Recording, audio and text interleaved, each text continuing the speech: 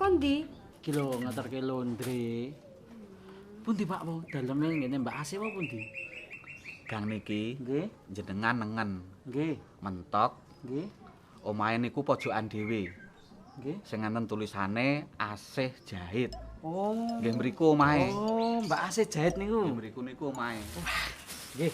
Pun matur nuwun Pak. Wah, kula terkirin nggih Pak nggih. Nggih nggih. Tak terke Mas. Rasah tak terke dhewe wae. Yo Mbak yo. Engko Pak. Nggih, monggo.